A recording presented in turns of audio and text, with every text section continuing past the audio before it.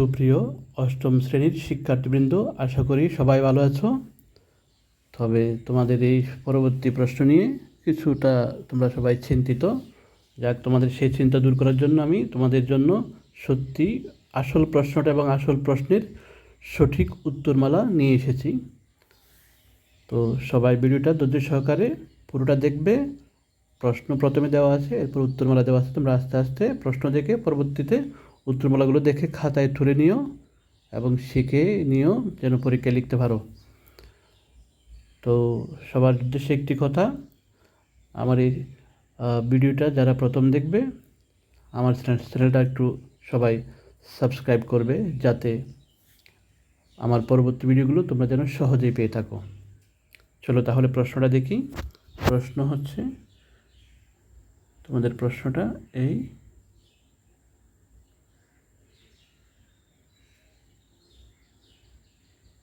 হ্যাঁ, এটা হচ্ছে তোমাদের প্রশ্ন।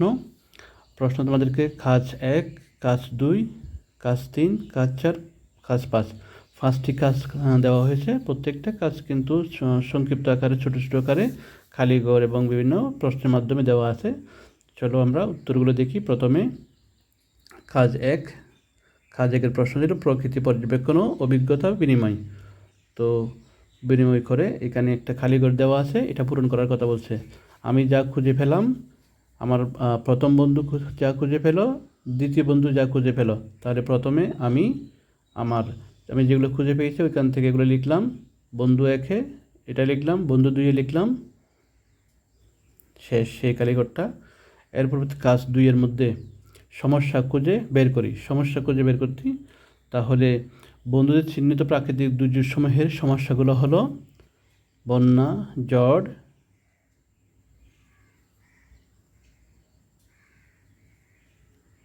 দেখো আমি জুম করে নিচ্ছি যেন তোমাদের দেখতে সুবিধা হয়। বন্যা হলে কী সমস্যা হয়? বাড়িঘর ধ্বংস হয়, ফসল নষ্ট হয়, পানিবাহিত রোগের প্রাদুর্ভাব দেখা দেয়, অবকাঠামোগত ক্ষতি হয়। ঝড়, তারপরে ভূমিকম্প, খরা, ঘূর্ণিঝড়, এগুলো হচ্ছে চিহ্নিত সমস্যা। প্রথমে হেডিংটা দিবে, তারপরে ভেতরে এই পয়েন্টগুলো লিখবে। এরপরে পরবর্তী কাজ 2, সমস্যা খুঁজে বের করি। আবার আর কেন বলছে? 2টি বলছে কাজ, সমস্যা খুঁজে বের করে বলছে।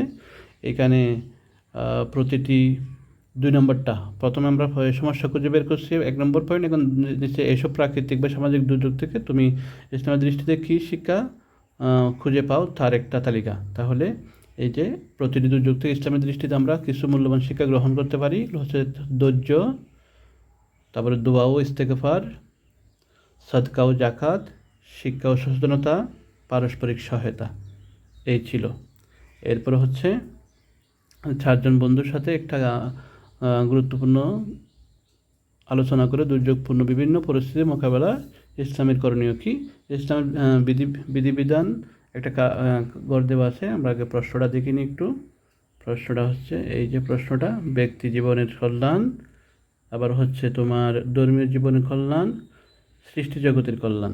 তো আমরা সেই অনুযায়ী উত্তর দেওয়ার চেষ্টা করেছি। দেখো, ব্যক্তি জীবনের কল্যাণ, ধর্মীয় জীবনের কল্যাণ, সৃষ্টির কল্যাণ, এই 3টি পয়েন্টে আমরা উত্তর দিয়েছি। এরপর হচ্ছে কাজ 4, প্রতিবেদন লিখি। একটা প্রতিবেদন লেখার জন্য বলছে। তো দুর্যোগের পরিস্থিতি নিয়ে আমরা একটা প্রতিবেদন লিখেছি। দেখো, প্রতিবেদনটা হচ্ছে ভূমিকা, ইসলামী বিশ্বাস ও নির্দেশনা। একটু তোমরা জুম আউট করে দেখবে, কাছ থেকে ভালোভাবে দেখতে হবে। তারপর উপসংহার লিখলাম। তাহলে প্রতিবেদন এখানে শেষ। এই তোমাদের এই পর্যন্ত ছিল। আশা করি তোমরা বিষয়টা বুঝতে পারবে। তো এতক্ষণ আমার ভিডিওটি দেখার জন্য সবাইকে ধন্যবাদ। অবশ্যই আমার চ্যানেলটা সাবস্ক্রাইব করবে, যাতে পরবর্তী ভিডিওগুলো তোমরা সহজে দেখতে পাও। ঠিক আছে, ভালো থাকিও সবাই।